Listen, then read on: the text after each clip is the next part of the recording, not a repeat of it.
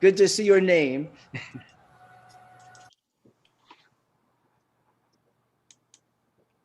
Just going to wait a couple more minutes here for people coming on in the waiting room. Good morning. Most of Ingrid and a little tiny bit of Walt. Oh, there's the whole of Walt.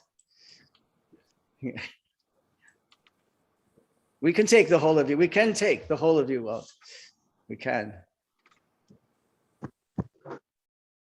And good morning, Andrea from British Columbia. Hoping all is improving there. And Moreland's coming on there. Good morning, Moreland from the Ottawa Valley.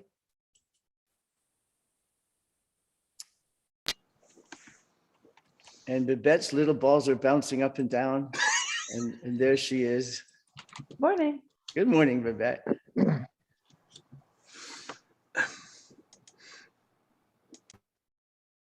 And one more is coming on. We'll just wait till the last. We'll wait till Scotland arrives.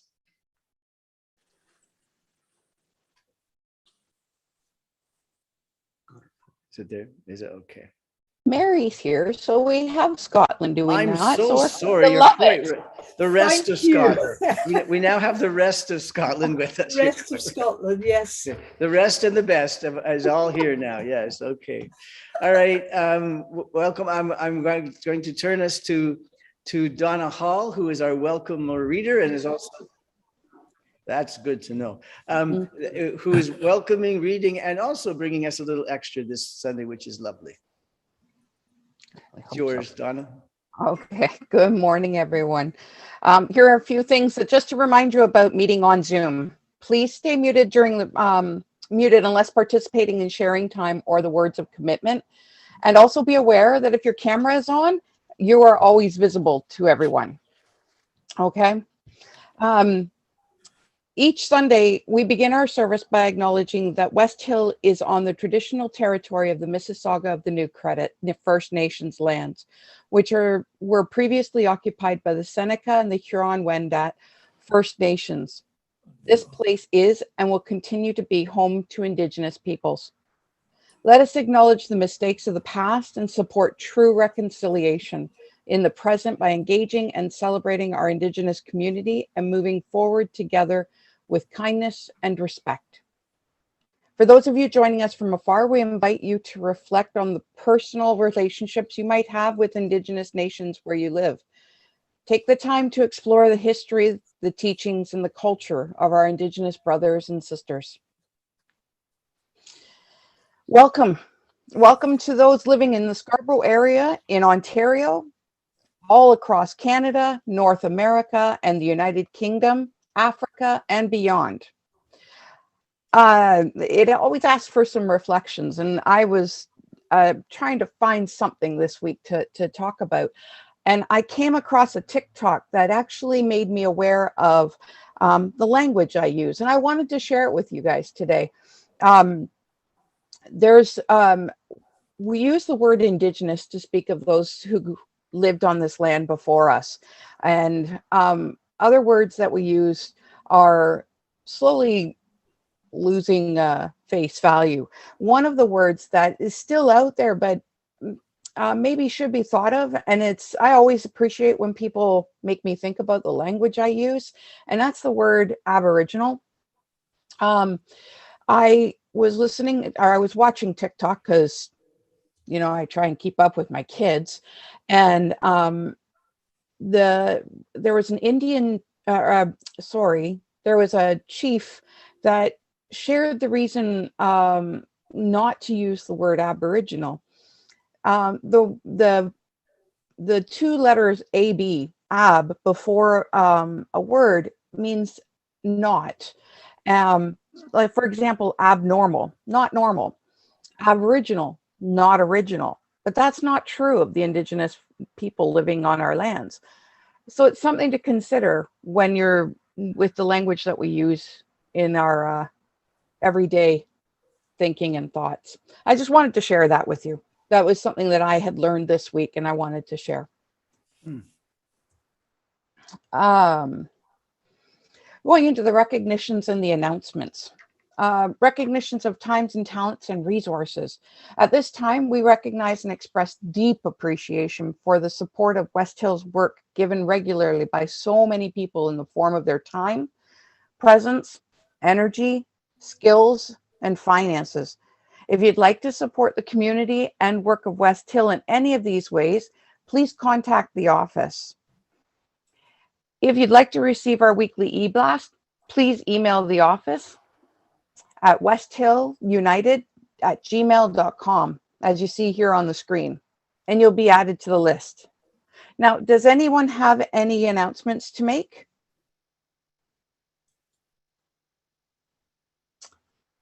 I can't see it, anybody, so I don't know. So I have an announcement, and I think Mike has a message from the board. Okay. So this is Sarah speaking. I, in the last 2 weeks, have shared with M&P and with the board that my time with West Hill will end at the end of August. My last day will be the 22nd of August.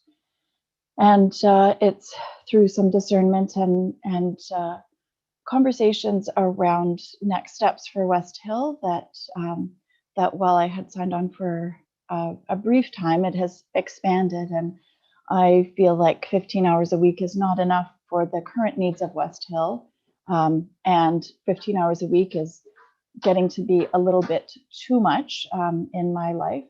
My cats are celebrating this occasion by galloping, so probably if you hear that in the background, hopefully not. So the balance of that added up to feeling like I was overstretched and still not covering everything that needed to be covered, and wanting West Hill to have support in this time of transition. So I offer my gratitude to all of you, and will continue to be with you for the next sort of month and a half. And I think Mike has an update from the board and some details around next steps.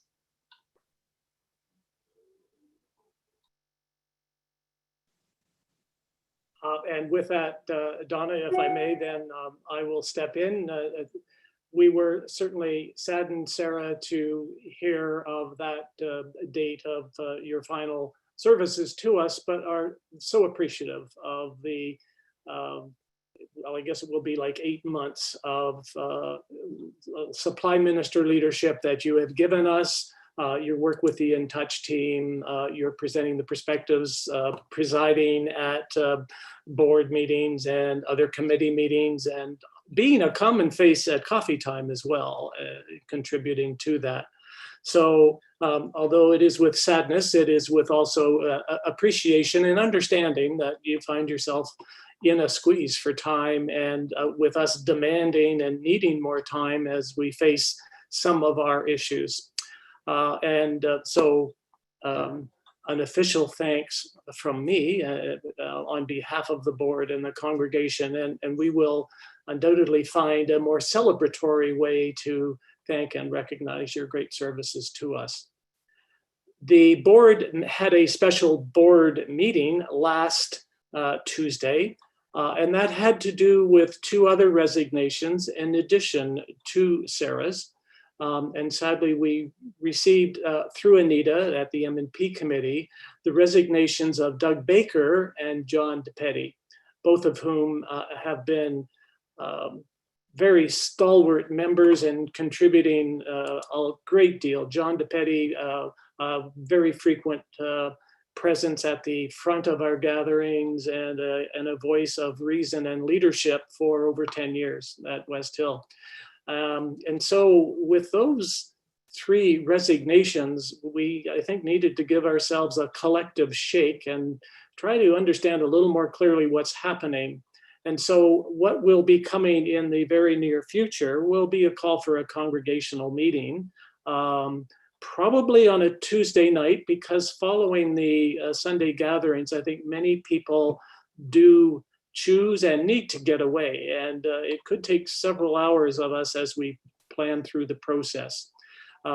We already have sought input from Dale Hildebrand, Pastoral Relations Minister at our Shining Waters region, for some help and assistance. At the same time, we were looking at doing our leadership training and at working with our board members to look at an action plan and to look perhaps a little farther into the future at strategic planning. All of these things will still proceed, but it is a somewhat heavy agenda that we do have, and we felt that it was appropriate to pause and reflect and to give everybody an opportunity for their input and views so that we can more clearly understand what the needs are and what our collective views of our future should be. Now, just by kind of dropping that message out there, it's a little awkward because this is not the time or place for Q&A and for doing that hard work. And it's going to be some hard work, but just to let you know that a meeting time will be set up and we will welcome all those that are members, adherents, friends from far and wide, and we'll use the Zoom technology so everyone does get an opportunity to do that. As I frequently say, and I will repeat again, I welcome your questions, concerns, and comments, either through email or through a phone call. I will set aside whatever time is necessary to do that. But the old saying, change and challenges provide us with opportunities and opportunities to more clearly define who we are and where we are going. So it is with sadness that we receive these 3 resignations, and it is, as I said, time for us to do a collective pause and refresh, and just to make sure that everyone is being heard and understood, and we have a plan that invites and welcomes all. Sarah wants to speak for herself. And with that, I think, Donna, I will turn it back to Sarah because I think she deserves the last word, not me. Oh, no, Mike, I had sent you a text because the chat is turned off. I think that's what Louise is noticing, but that was before I just jumped in and spoke. Okay, Louise was monitoring that, so I hadn't. Yeah. Okay, Sarah, Yes. I didn't want to be rude, but I just got this. No, I understand. No, that because you had sent me a message via chat, and it seems to be chat is turned back on now, but it wasn't. So I texted you because otherwise I would just have to unmute and holler. And that didn't seem like, I thought that I would try a different form of I technology. worried a little bit that you might be ignoring me or hadn't gotten that message, but No, it was just technology. So. Okay, Thank you very much, and thank you. I appreciate your words and just your understanding of sort of the direction of West Hill and my role, and then in the larger picture as well. So thank you so much. Thank you.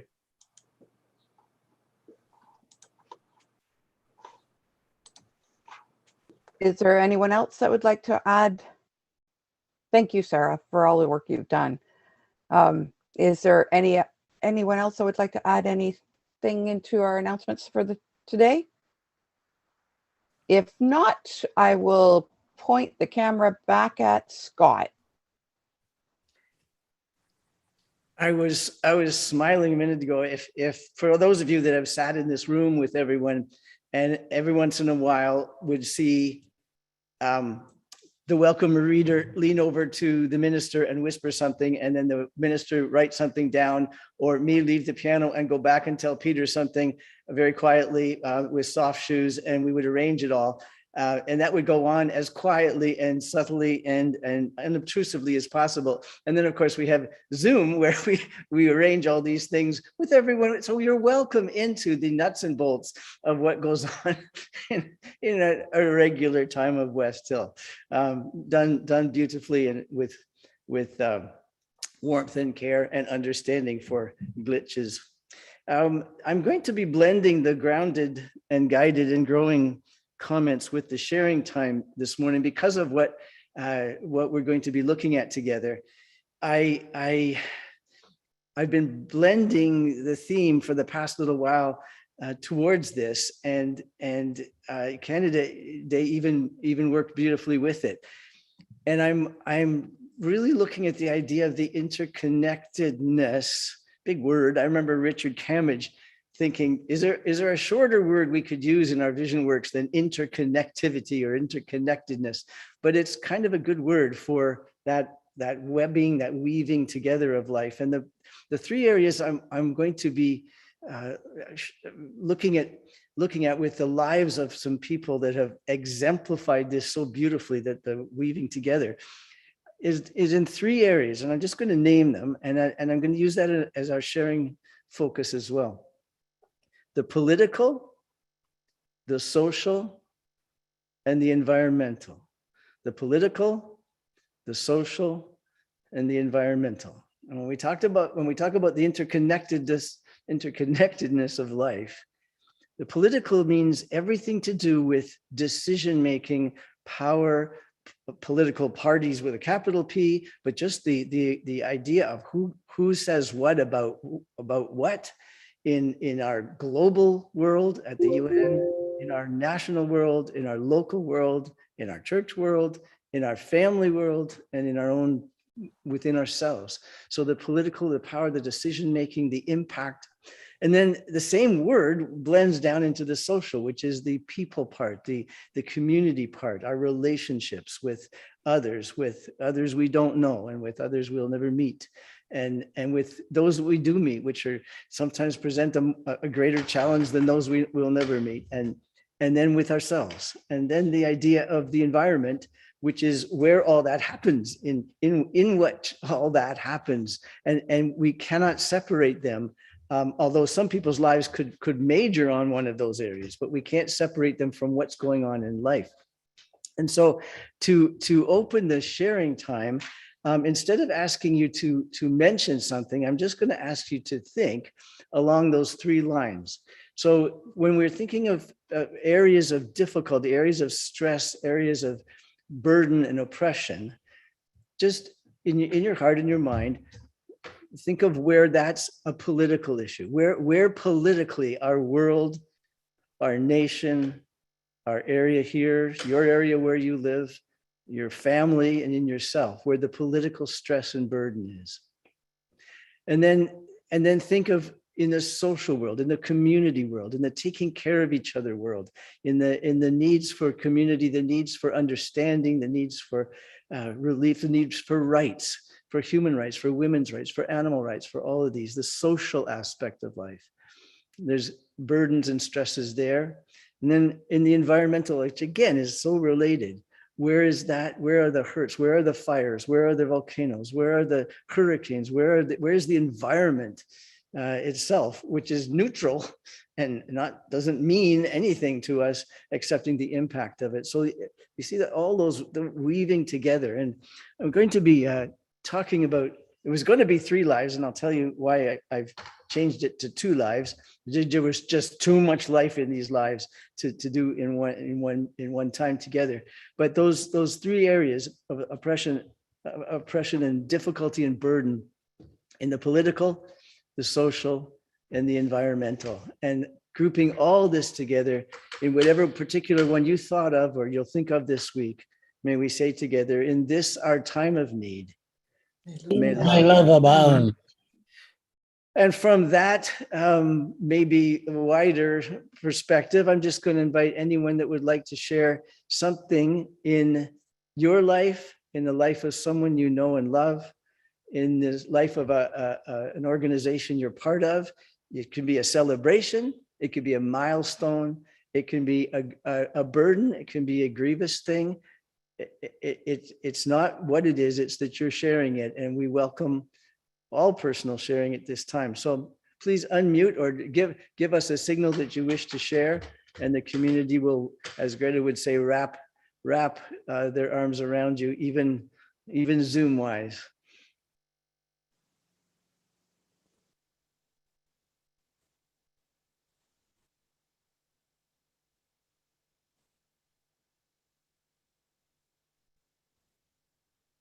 And it may be that you're quietly, okay, there we go, Frank.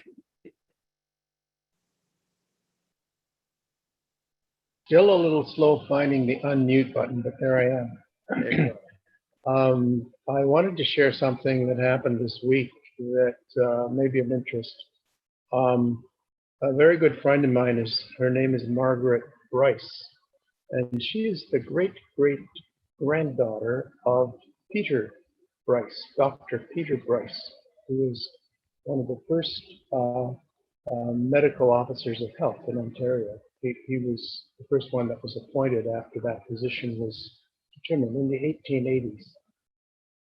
And this week, Margaret announced to us, we have known Margaret since the 1960s, so a group of friends, and she announced that she and her family had successfully had a plaque installed at U of T to commemorate Dr. Bryce, whose name is not that well known.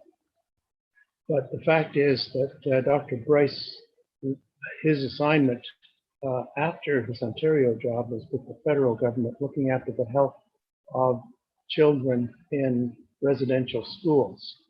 This is in the 1920s, or late 1917, I think is when he started the job. And he was quite unsuccessful at bringing to the attention of the government the serious problems in residential schools with the health of children. And he eventually retired from that job at retirement age around 1920. And he published a book, and the title of the book was, it was a national crime, and he documented the difficulties of providing health care and the atrocious conditions in residential schools, and that was his contribution. And it was just last week, almost 100 years later, that his family got that recognized as part of the Canadian history and the history of Ontario. But others may have heard of Peter Bryce, I don't know, but if you haven't, I would say look him up and see what he had to say. That almost 100 years ago, that was extremely relevant to what's happening today. In this our time of need. I'm thank you, Frank, for that. It relates beautifully with what we're going to be looking at later on. And the key point in there, and I'm glad you said it, was that there must have been so many times when he did not feel he was being listened to, being attended to, that the facts that were so clear to him and so such reprehensible behavior was not being taken seriously. I'm sure there were times when he despaired of the human race, and we're going to be talking about some other people that had some real time of despair. But also, and we've often said this, it's not whether one is successful. That would be a wonderful thing. It's the effort into the difficulties, the effort into the problems. And many people have said when they've been successful that their work is resting on the shoulders of those who came before. And so we could list so many people who have done hard and good and true and honest work, but were not recognized sufficiently at the time. And it's not for them, it wasn't that they weren't recognized, it's what they were finding out wasn't. And the frustration of that. We've met with certain people in our readings, and in the newspaper, about people that tried hard and got battered and bruised in it. And our wish is for the human race to be strong enough and mature enough to take the bad news and listen to it and see how they fit into it and move forward together. So thank you for that, and for those links you sent in about Indigenous issues as well, Frank. So thank you. Anyone else something to share?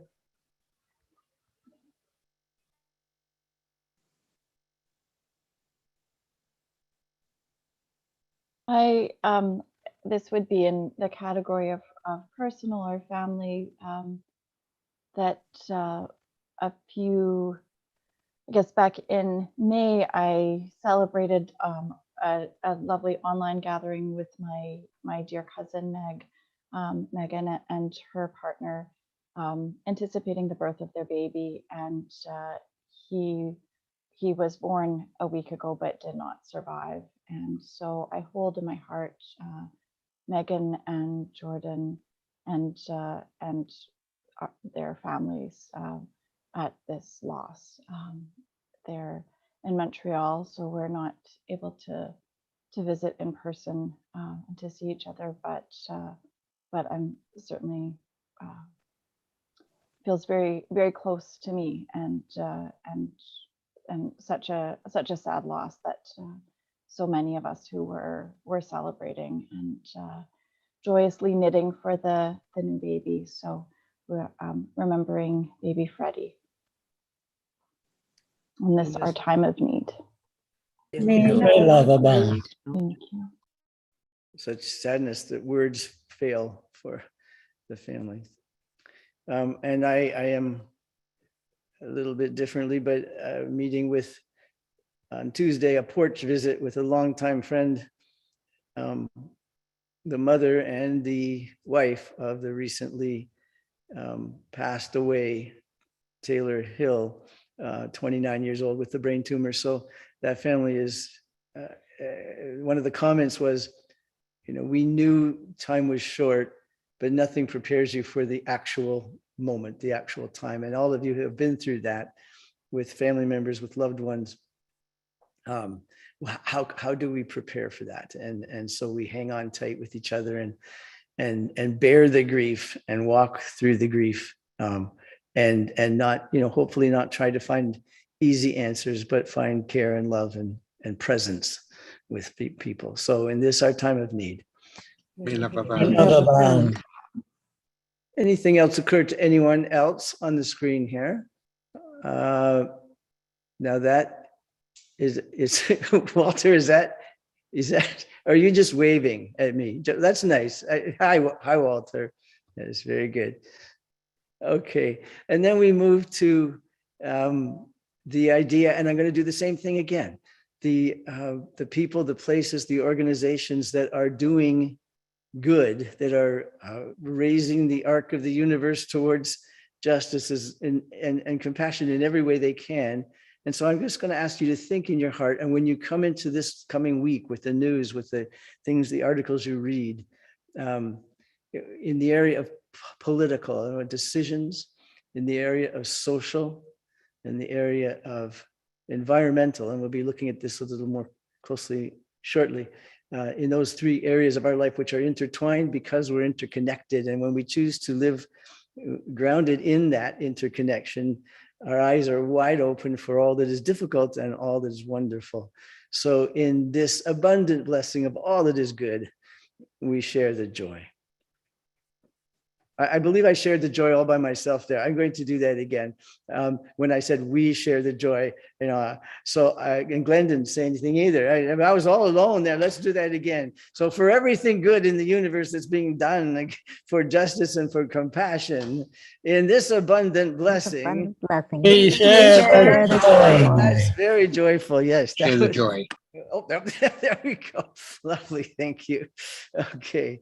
I'm going to now turn us to the words of commitment, which I've chosen a different picture to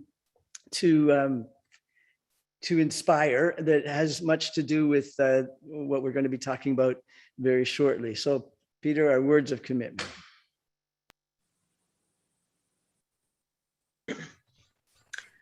Yes. My home in the world. my family. As I As live I live every day, I want to be a channel for peace. May And with love and with hatred, healing where there is hurt, joy, joy where there is sadness, where there is fear, there is Sadness and where there is hope. fear, I pray that I may that I always may understand always try other people's understand as well as other seeking people's and as well as understanding seeking them. and understanding. Wherever possible, may I choose to be a light in the darkness, light in the help in darkness, times of need, help in during times honest of friends, need, caring, and I carry honest friends. and may And justice, justice, kindness, and peace flow from my heart forever. From Amen. my heart forever. Forever. Amen. Amen. So there we are. She's come back to you. The picture was of the Everglades, and we're going to look at that in a moment. The reading, I've asked Donna to read, and then I've asked her, and this will be a first, I think you have done this once before and it sounded just fine on Zoom. I'm going to ask her to, sorry? No, just Donna. That was another one of those checks in front of the screen there. So Donna, if you'd move us into the readings, thank you. Sure, no problem. This is a song done by our beloved Scott Kearns, a song that means a lot to me, that I had the honor of first performing when he wrote, after he presented his first book of songs. A friend of life. May I be a friend to the earth, flower and leaf and tree, dwellers of the field and forest, the air, the sky, and the sea. May I be a friend to the land, mountain and desert and plain, creatures large and creatures small, the sun, the clouds, and the rain. A friend of life, for I'm a part of life. With all that I am, I want to honor life, with arms open wide, embracing all of life, through all of my life. May I be a friend to the world, homeless and hurt and poor, lonely and the lost who wander, alone, afraid, unsure. And may I be a friend who is there, honest and faithful and true, deep respect and empathy in all I say and do. A friend of life, for I'm a part of life. With all that I am, I want to honor life, with arms open wide, embracing all of life, through all my life. May I be a friend to my life, facing reality, changing what I feel needs changing, prepared for what must be. And may I be a friend to the end, growing through struggles and pain, celebrating all of life in all its stages remain. A friend of life, for I'm a part of life. With all that I am, I want to honor life. With arms open wide, embracing all of life. Through all my life. Through all my life.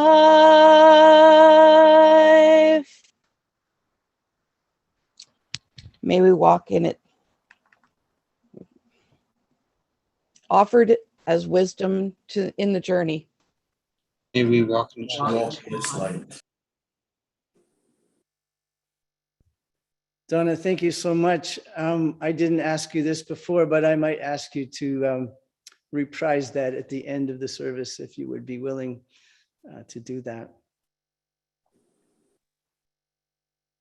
I want to pull back from the past Sundays some themes, kind of weave them together under that idea of being a friend of life, of the environment, of the social world, of the decision-making world, the political world, all of it. And we've used different people's wisdom to do that.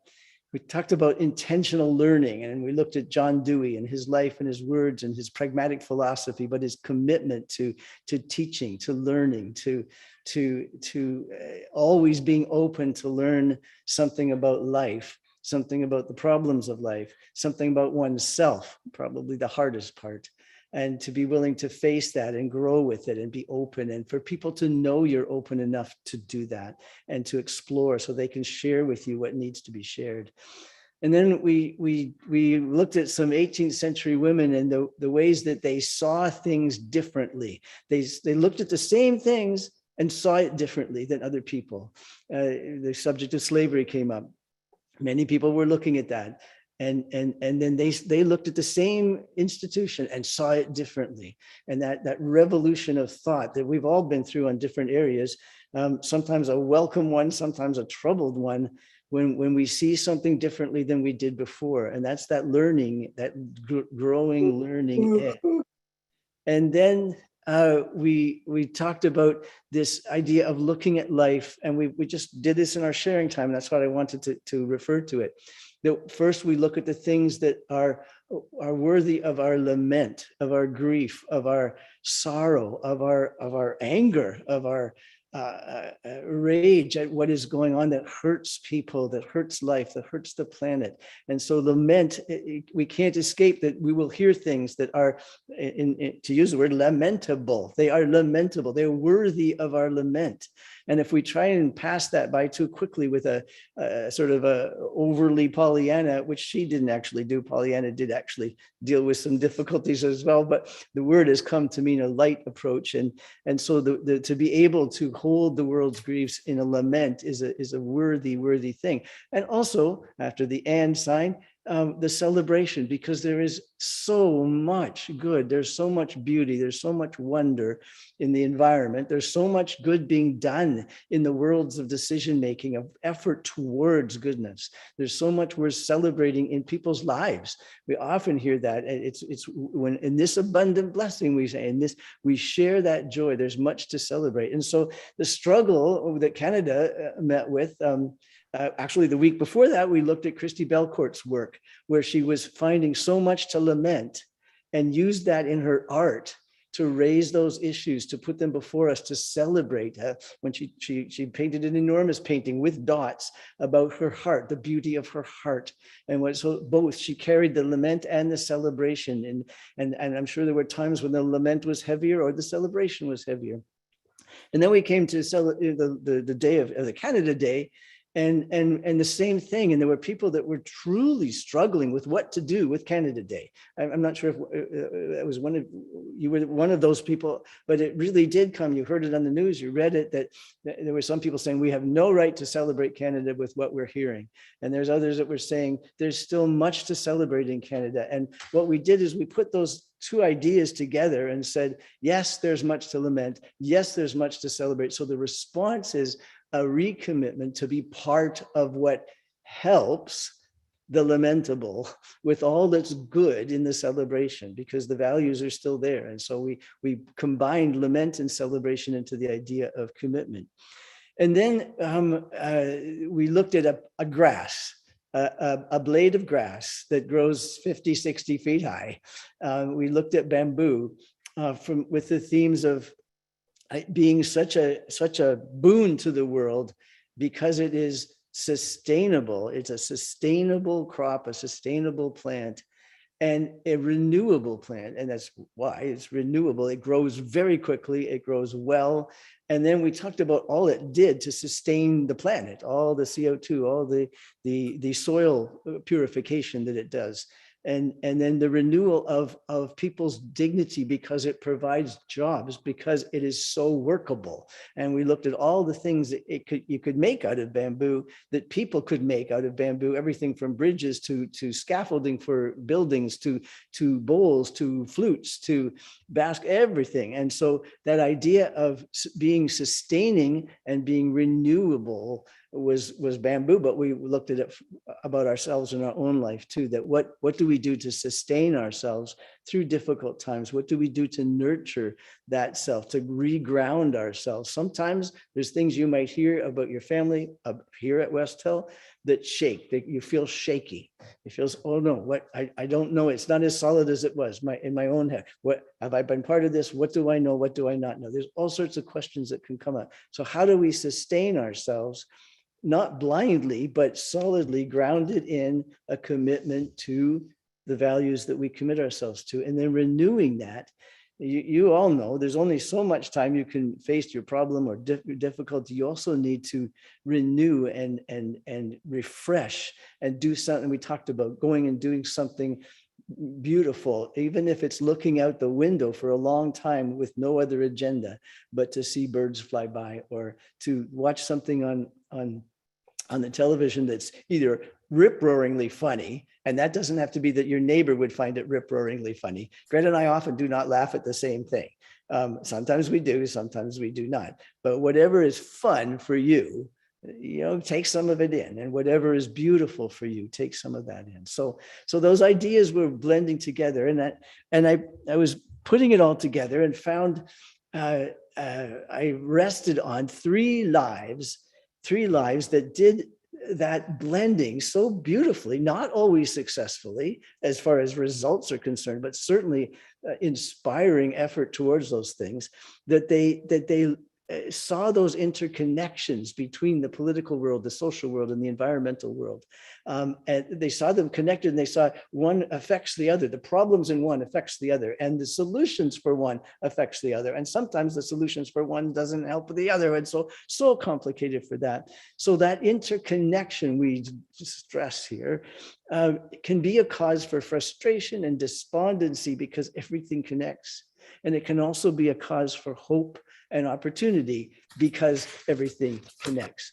Now, it was going to be 3 lives, and it will be, but not all today, because I got into these people so deeply, and it's so rich that I thought I couldn't, I think I used the word earlier, truncate their lives so much by stuffing them all in one time. And it would have felt stuffed. You would have felt stuffed.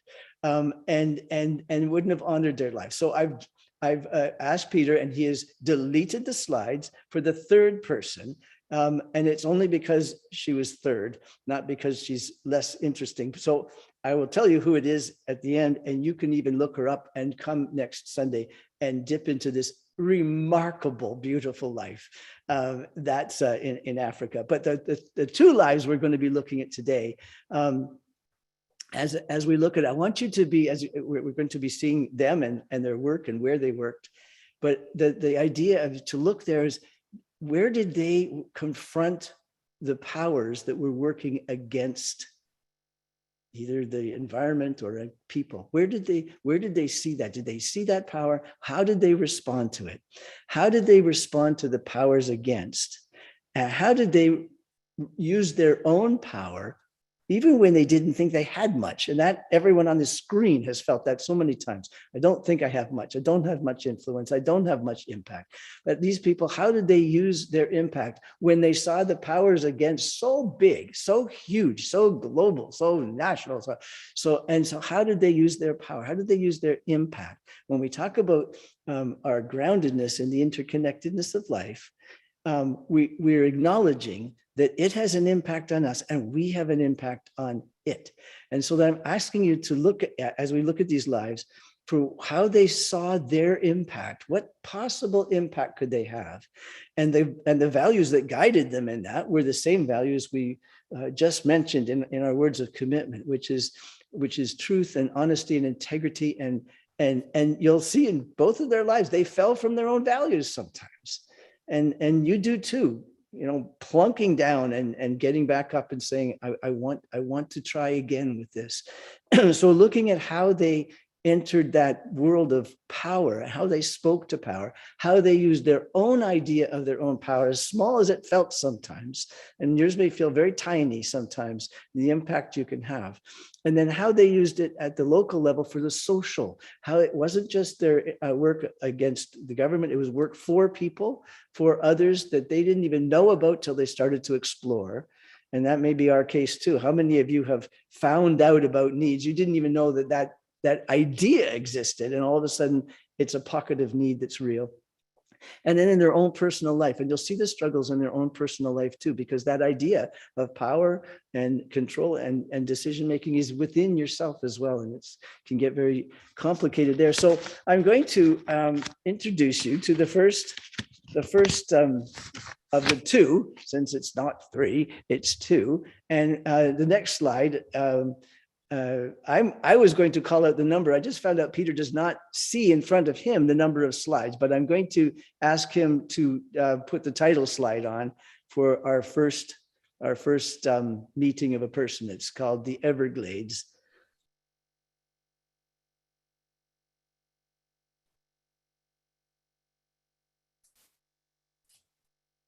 There we are. I would just want to know we have some Americans here as well. I want to know, and some visitors of America, how many have ever been to the Florida Everglades? Could I just see a show of it? Look at that. Yes. Yes. We were there not too long ago.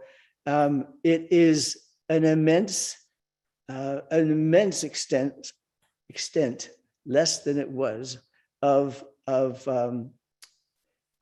probably one of the most unique environments in the world. They have called it that.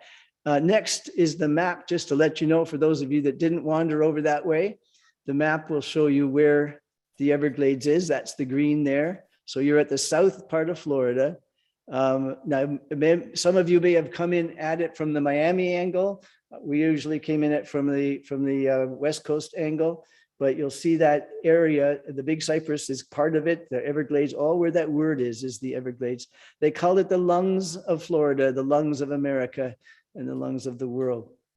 So I'm going to ask Peter to scroll slowly by the next slides, and I'm just going to play. Glenn, I'm going to be playing the piano. Well, of course, that's what I'm going to be playing.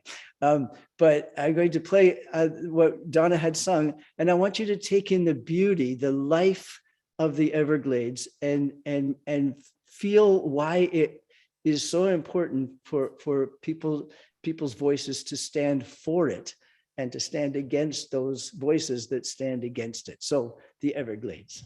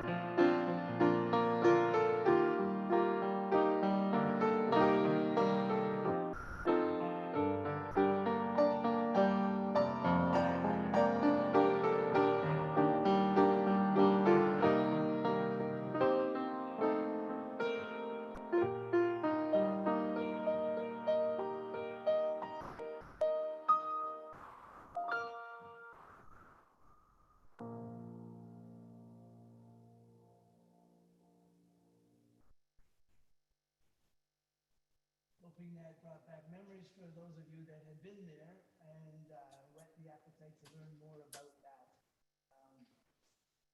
for those of you that haven't. And so we're introduced to someone I did not know about until I think the slide before that. Peter? You're not on mic. Whoa. Try again. Do it again. I shall do that again. Glenn just told me to do it again. I will do it again. The slide before that, Peter. There we go. I was we were in with a friend as well in a botanical garden called Fairchild Botanical Garden in the Miami area.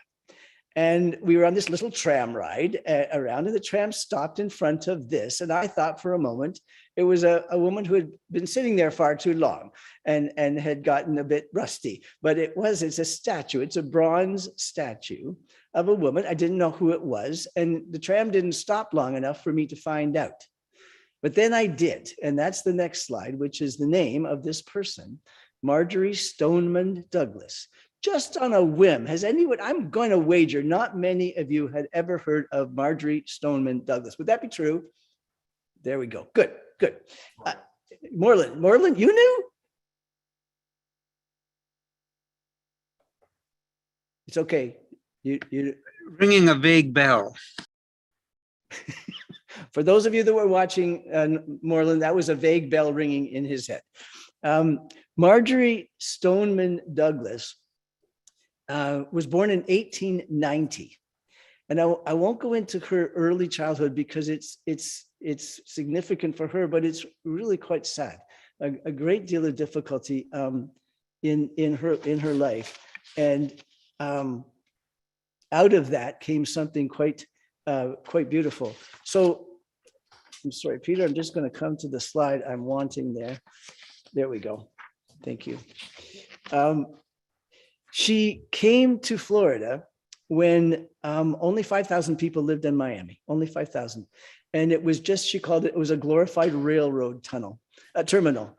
Her father, Frank, was the publisher of what became the Miami Herald newspaper, and she began to work with that. And she started off as a society columnist, and she wrote about tea parties and society events. And I'm sure people gobbled it up because people gobble that up. But evidently, news was so slow, she started making up stories, which wasn't so good. And then when someone challenged her on that, they would say something like, well, who is that Mrs. T.Y. Washrag you've got in your column? She would have to say, oh, I don't think she's been here very long, and scatter. Evidently, she got scolded by her father for not sticking to the facts. And so from then on, nothing that was written by Marjorie Stoneman Douglas was untrue. She was given, and these little examples are going to tell you the kind of woman she is. She was given an assignment in 1916 to write a story on the first woman in Miami to join the U.S. Naval Reserve. When the woman did not show up for the interview, she decided to join the Navy herself, first class as a yeoman, to see what it would be about. However, it did not suit her. She disliked rising early, and her superiors did not appreciate her correcting their grammar. So that didn't work out as well as she had hoped to do. Then she witnessed she was in Paris, stationed in Paris, and she saw the war refugees there. She saw the deplorable conditions and the state of shock they were in. And that logged in her head. I don't know how many, if you've seen something in your early life and it just sort of stays there for when she was understanding the refugees in Miami 60 years later. She became the assistant editor of the Miami Herald. This is all background before she launched into what she is known for. She promoted responsible urban planning when Miami saw a population boom from the 5,000 when she got there to 10,000 in a decade, sorry, to 100,000. And then she wrote in her articles, again, the social, the environmental, beginning to fill up in her for better sanitation for Miami. And remember I said, sometimes we fall from our values. She started finding it lucrative financially to write articles praising and promoting development, more development, and in South Florida, and came to rue that. I don't know if you've ever looked back at a part of your life when you were for something or against something, and now you've thought differently about it, but there it sits as part of your life. And she worked to have that move on from there. She also, and I'm looking at her, still her in her early ages here on the screen, she took a great interest in women's suffrage. And she wrote about this in her Miami articles. She also wrote as a freelance writer, 109 fiction stories. She wrote an article promoting the idea of Miami having a botanical garden, which is a garden not just like a park, but actually to research about ecology. And she argued for this in and it came to be the Fairchild Botanical Garden, where you saw her statue sitting, and they honored there. And she called that garden and her promotion of that one of the greatest achievements for the entire Miami area. She wrote some plays. She wrote 4 novels. She wrote her autobiography. But bit by bit, she started to see even more purpose in her writing.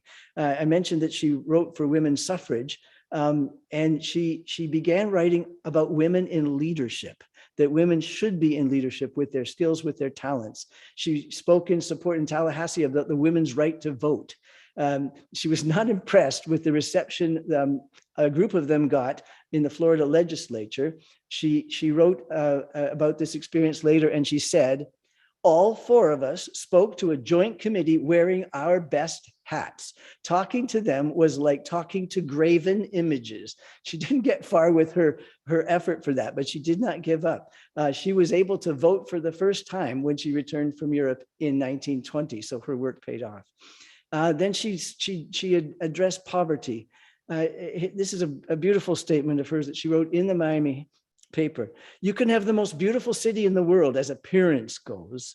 The streets may be clean and shining, the avenues broad and tree-lined, the public buildings dignified, adequate, and well-kept. But if you have a weak or inadequate health department, or a public opinion lax on the subject, all the splendors of your city will not have value. A very timely and important thing to keep saying. And that's what I was saying before. Not always successful, but keeping on saying so that others can build on the work that you've already done. She worked in slum clearance in the Coconut Grove area of Miami. When she learned that there was no running water or sewers connected to the racially segregated part of Coconut Grove, she helped pass a law requiring that all homes in Miami would have toilets and bathtubs, seemingly such a no-brainer for us, but she pushed for that because of her horror at people having to live without that. It took them 2 years to get that referendum passed, and they set up loans for the people living there to pay for their plumbing, which was and Stoneman noted in the paper that all those loans were returned by those folks, which I thought was an honorable thing to do. She also, you might have heard of a young 22-year-old vagrant young man. I think he was called Martin Talbert of North Dakota. She wrote an article called Walking Florida Now. He was in a labor camp. He was arrested for not paying his dues. His family sent his dues in. The dues went crooked and he was killed. And she wrote this article about him. And she said, I think that's the single most important thing I was ever able to accomplish as a result of something I've written. She wrote in her own autobiography. So the social, the political and the social was part of hers. She supported the Equal Rights Amendment. She supported migrant farm workers. She supported the building of a nature center, which I had the pleasure of seeing in Biscayne area, that used to just sell hot dogs and now takes you through all of the nature, the natural world of that area. And she co-founded the Friends of the Miami Library. That was all important and meant a great deal to her. But I'm going to ask for the next slide. We take her into the Everglades. And she said later, she hardly ever went there because who would want to? Before it was ever turned into roads where tourists could visit, it was just what you see. And she became, in the 1920s, you see her there in her hats. She was known for her, in fact, a book has been written about her called Wide-Brimmed Hat. In the 1920s, she joined the board of the Everglades Tropical National Park Committee, dedicated to making the Everglades a national park. And then in the 1940s, she was approached by a publisher. And you know those moments where nothing was happening before that. She was just carrying on with her work. And all of a sudden, something else happens. She was approached by a publisher to contribute to a series, and you'll see this on a book that you'll have, called Rivers of America, and wanted her to write about the Miami River. But she was unimpressed because she said the Miami River is an inch long. What could I write about it? Well, it's not really an inch long, but she considered it to be an inch long. And she asked, could I write about the Everglades instead? And you know those moments again where the publisher got to say yes or no, and history takes a turn, but the publisher said yes. And so she spent time with geologist Garrett Parker, who discovered that the freshwater source of the Everglades, and if you've even seen the news about Florida, and I'll mention this again, these problems are still rife. They are still rife about preserving the water here too, but certainly down there. And so she spent this time researching it, and she found that the Lake Okeechobee fed this Everglades, And she decided to write a book called, and I have it right here. Where is it? Here. You can use, where you see the little book. I bought this in the books. Beside your face. It's beside my face. Wouldn't you rather see it in front of my face? No, okay. Lots of room beside. No, okay. A river of grass. She called it the Everglades, the river of grass. And after I saw her statue and went to the Biscayne Nature Center, I found a secondhand bookstore and made sure I bought one of her books, River of Grass. The idea, and those pictures you saw, you could see why she would think of it as a river, but they've actually said it's so much more than just a river that you don't want to think of just that. But she published it in 1947, and it sold out of its first printing in 1 month. The book's first line, "There are no other Everglades in the world," has been called the most famous passage written about the Everglades, and used to greet you actually as you went into the Everglades National Park. And she characterized it, one of the first writings, as an ecosystem, as a system connected, interconnected with so much else, worthy of protection, not just for the environment, and not just for the people, and not just for jobs, but for all of that interconnected. And she outlined its imminent fall and disappearance in her last chapter of The River of Grass, called The 11th Hour. She named her chapter The 11th Hour. The difficulties that were happening were this, and I'm just going to pile this on to get a sense of the threat of this area. Cattlemen's grass fires roared uncontrolled. Cane field fires spread crackling and hissing in the sawgrass in vast waves, and pillars and billowing mountains of heavy cream-colored purple-shadowed smoke. Training planes flying over the glades dropped bombs or cigarette butts, and the fires exploded in the hearts of the drying hammocks and raced on before every wind, leaving only blackness. There was no water in the canals with which to fight the fires. The sweet water the rock had held was gone, or had shrunk down to its strange holes and cleavages. So she wrote with power. She had trained all that time. Her father told her to tell the truth, and she used her words. She was an English major, actually, to make people sit up and notice about the difficulties. It said that it galvanized people into works to protect, and it was almost as effective as later this book, which I put in various places.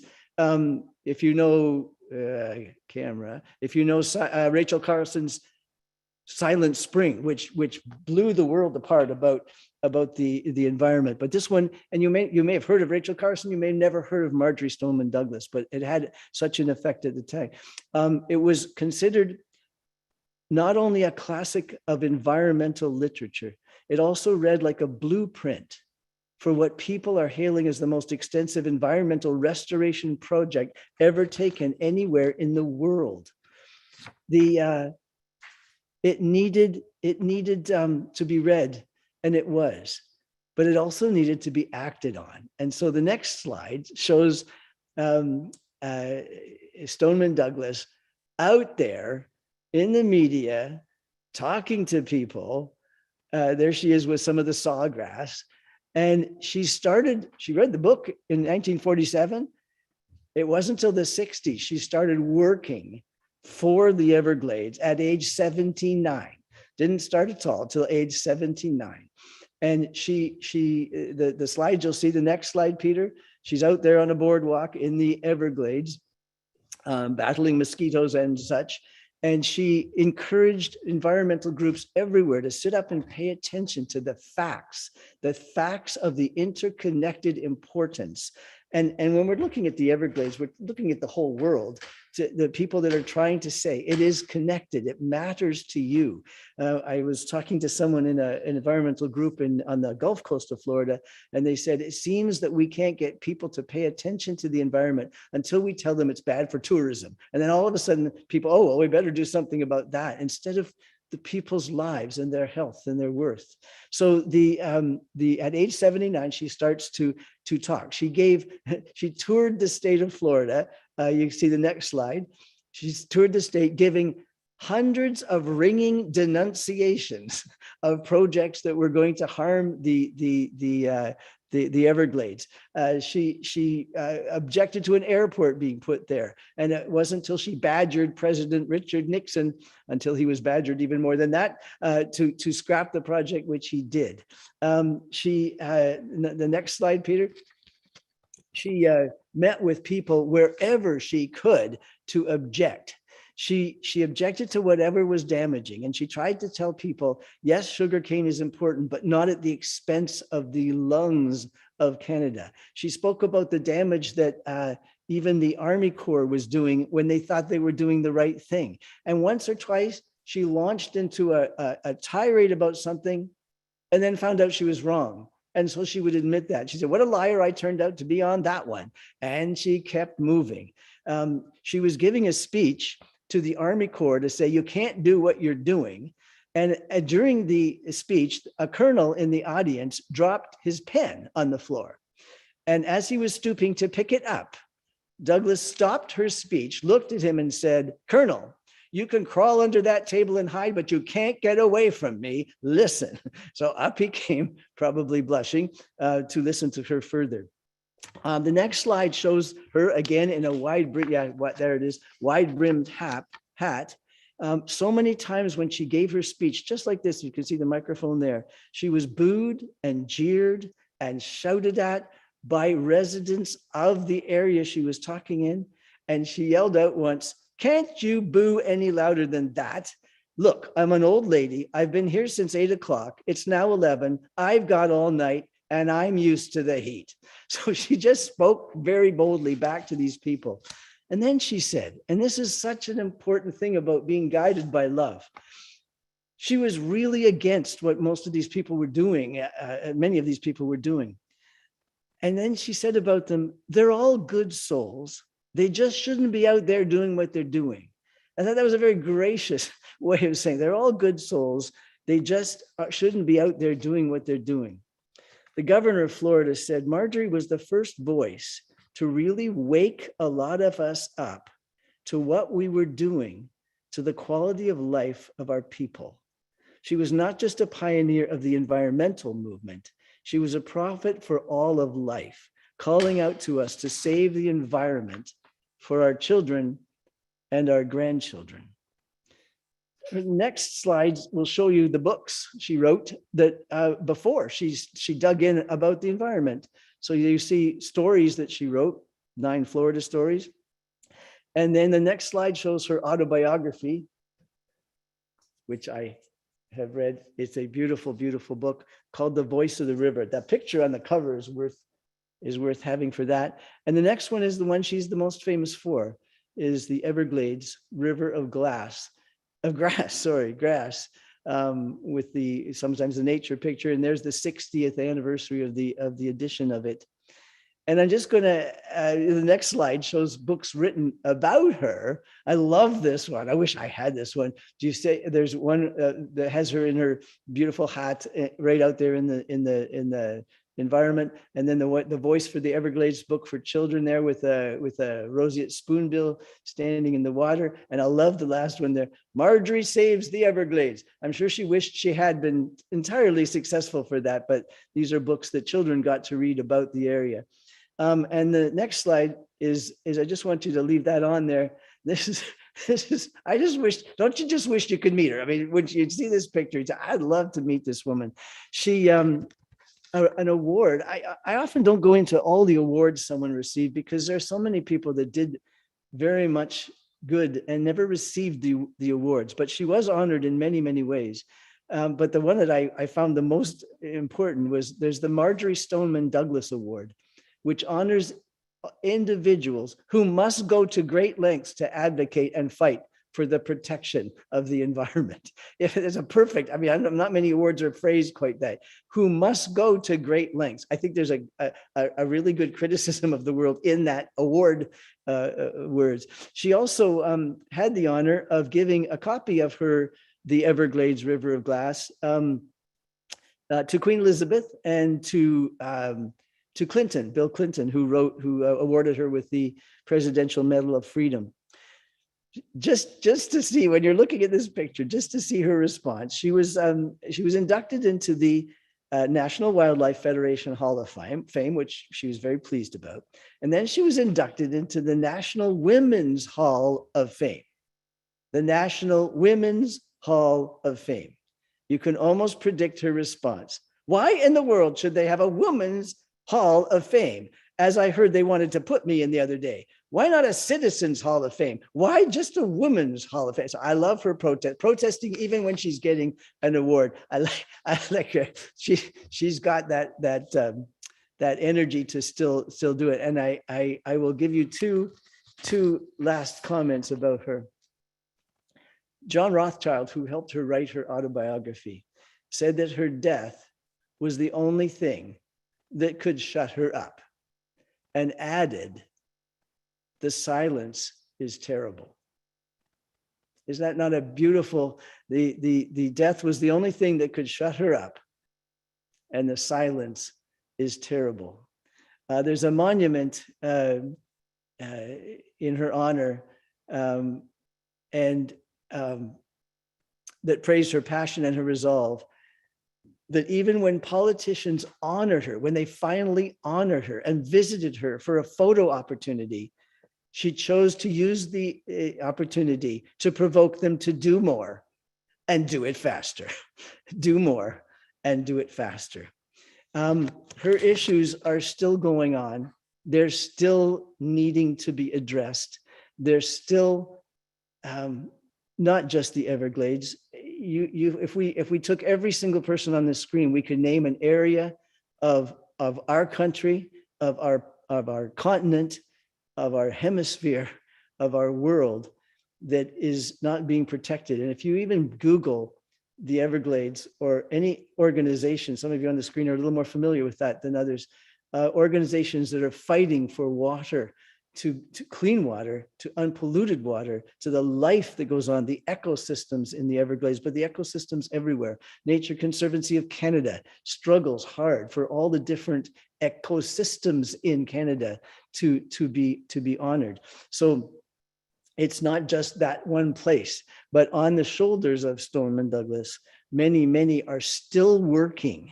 And so I want to conclude this little section with two responses that we often make.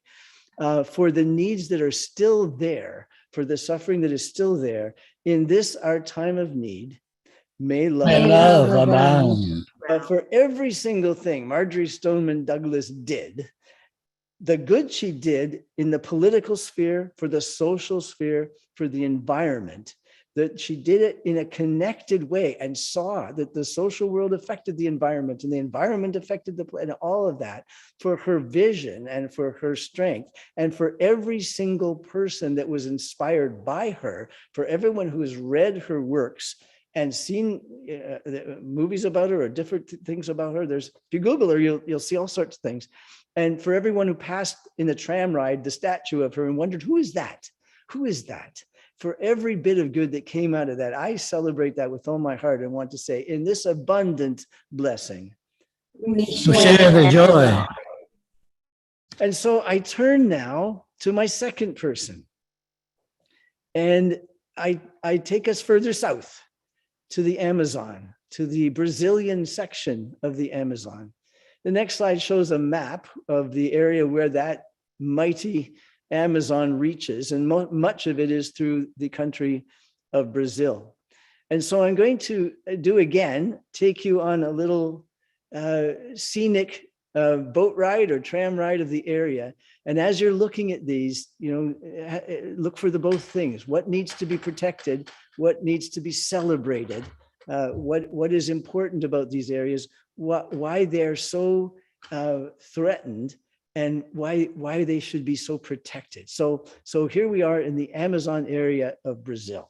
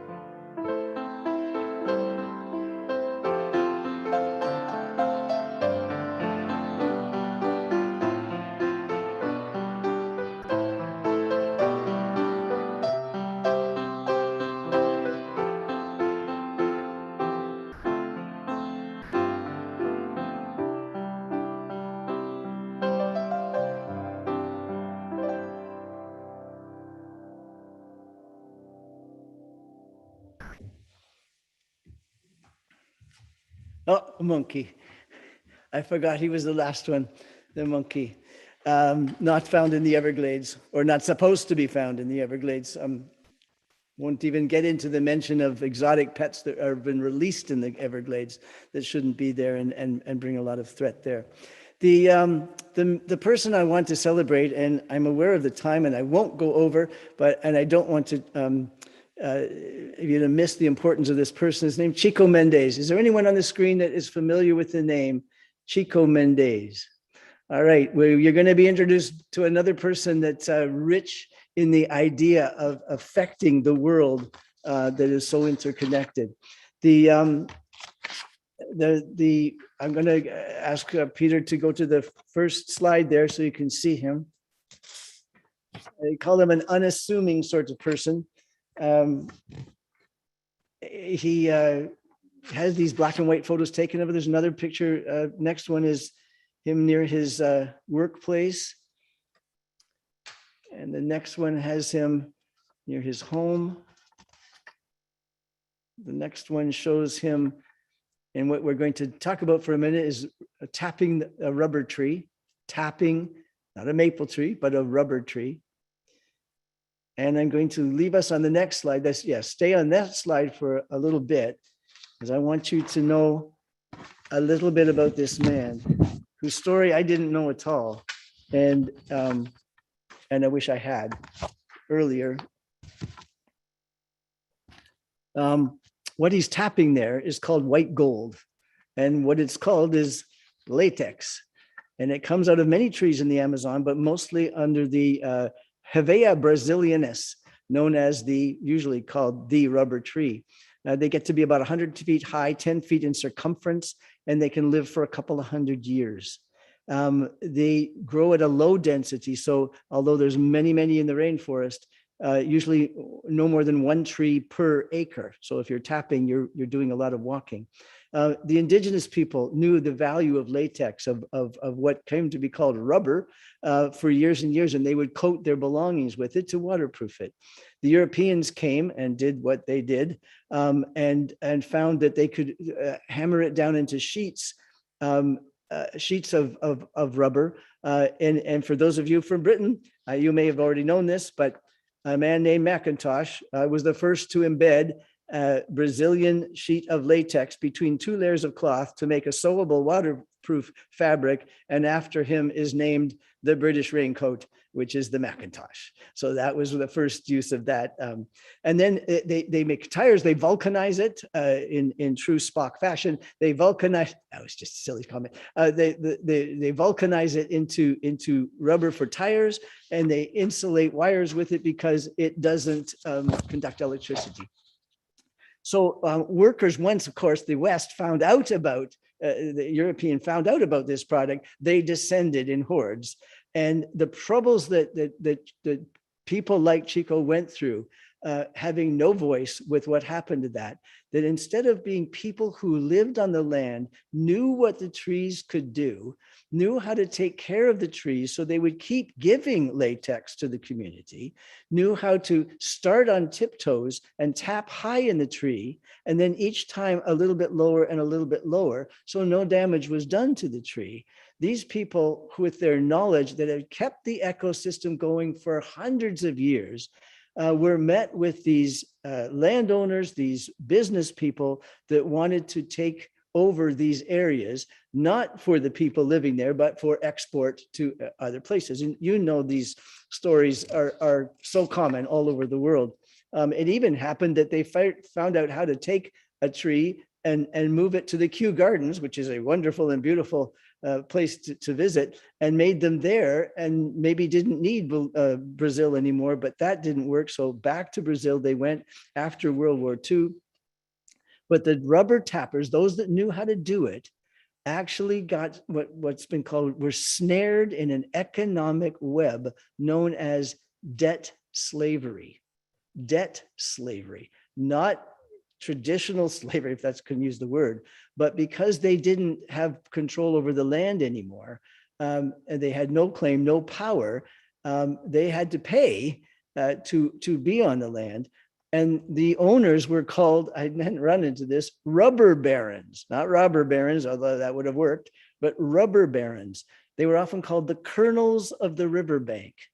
And they would loan the trappers money for more equipment and then overcharge them and the mess that happened. I won't go into all the details. If you want to read about the Brazilian Amazon, just the idea, just that one idea of the rubber tappers, the tree tappers, how they were underpaid and cheated and got further into debt every single year in the grips of slavery. And this is the world Chico entered. He was part of it. And he called himself, till the day he died, simply a rubber tapper. That's who I am, a rubber tapper. He started work at 9 years of age. He worked full time at 11. He worked when his father had to go back to the farm to just get them enough to eat. He became a 6 day a week rubber tapper. And I'm sorry, I was just going to, I've already said about how they did it, but it was all day, all morning, all afternoon, and all evening.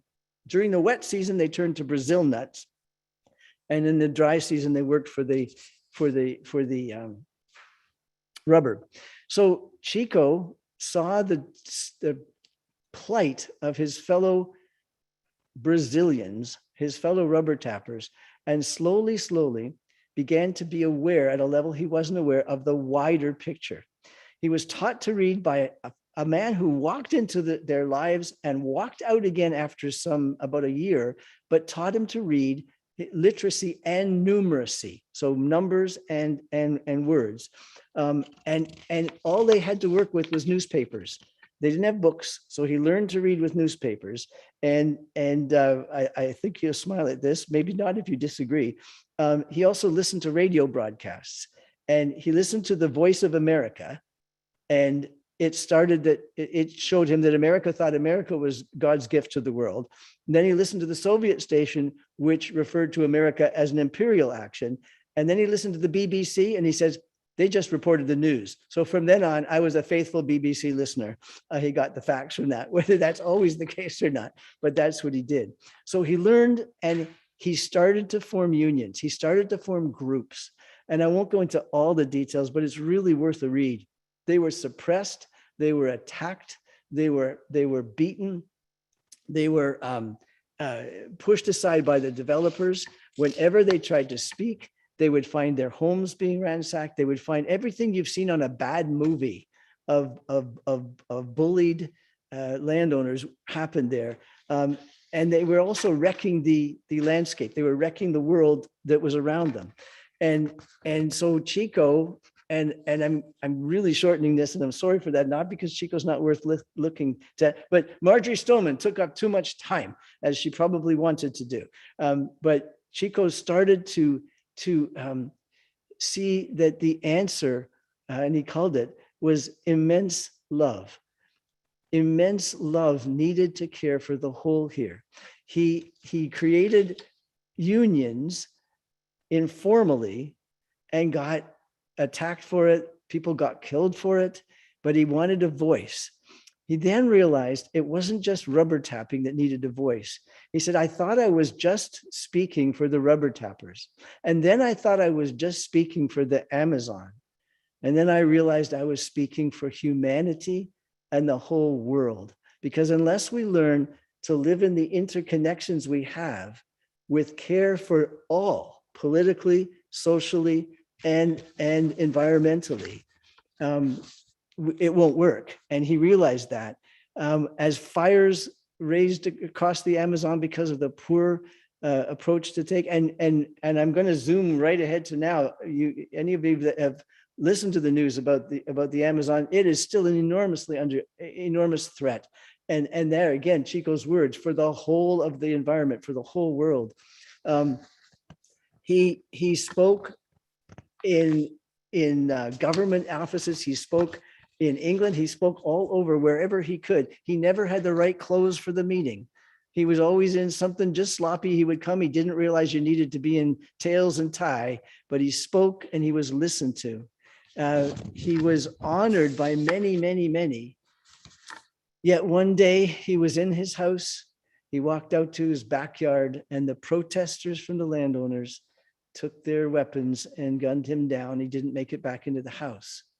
And they say that, and this is about the shoulders that I said earlier, they say that although he was very effective in his lifetime, it was the horrific way he was put to death that galvanized more people to say, this is real. We need to work together and live together in this great big Amazon basin, in this great big world.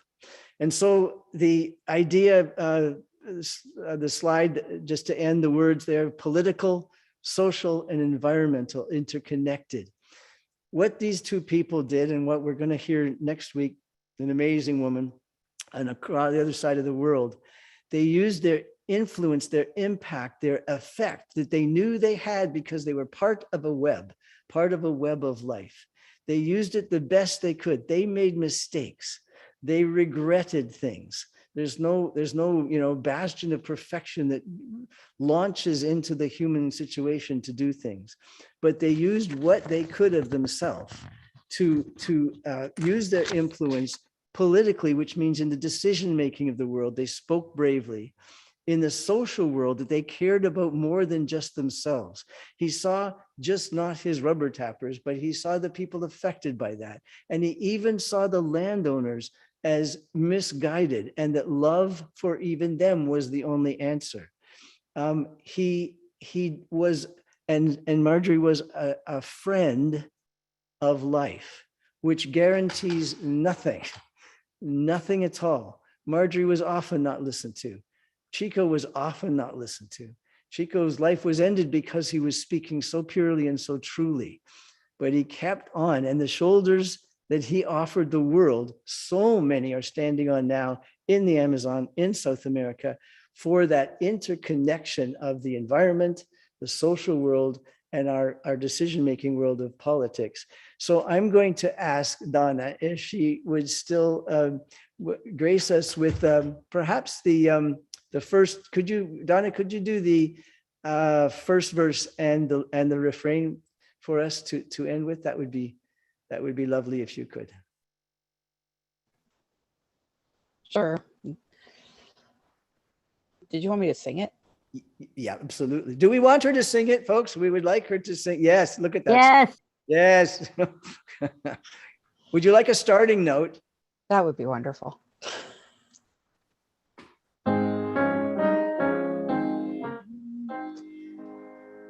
May I be a friend to the earth, flower and leaf and tree, dwellers of the field and forest, the air, the sky, the sea.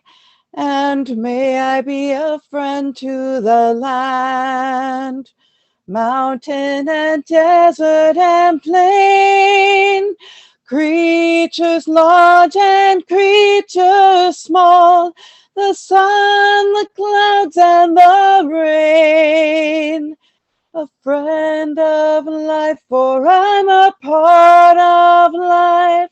With all that I am, I want to honor life.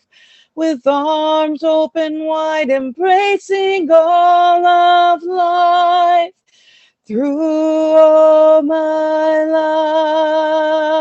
life. Through all my life.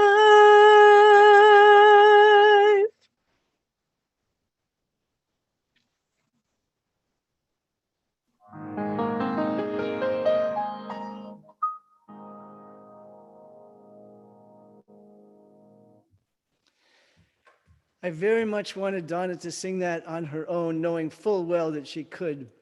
And the richness of her voice, I wanted to stand as a solitary voice, not accompanied, on her own singing, to be an emblem of what we've just been talking about, a person, each one of us that realizes that we have an impact, realizes that we can be hurtful in our impact, realizing that we have to learn about that and be helped by others to be better with our impact in the global world, in the national world, in the local world, in our West Hill world, in our personal world, in our family, and even in the world within ourselves, for justice and compassion and integrity and truth and forgiveness and loyalty and understanding and empathy and sympathy and trust and all that is good. So for your week, hold those values high. Let us hold those values high. Let us live them, and let us be inspired by those whose shoulders we stand on and whose lives have inspired us. So thank you, Donna, for reading and for singing for us. Thank you, Peter, for managing that. Peter knows how many slides I skipped and how many we went back and forth, and he does that so beautifully. And thank you for that, Peter. Thank you, Glenn, for making the music sound right on the Zoom, which is no small feat. Again, if you saw the studio here, you'd see the complications of that and appreciate that. Thank you for supporting that. And I don't see Dennis, but I think Dennis got us onto or usually gets us onto YouTube and Facebook for that. So thank you for all and for all that you're going to do this week. I celebrate the abundant blessing of that and share the joy. Thank you. Farewell. Have a good week. See you Tuesday for wellness. See you Thursday for coffee. And see you if you happen to be walking down the street and we see you with masks or without. Take care. Thank you, Scott. Goodbye. Thank Goodbye, you. Scotland. Goodbye, England. Thank Goodbye, you. Have a United good States. week, everybody. Goodbye, Africa. Goodbye. Bye for now. Bye-bye. Take care.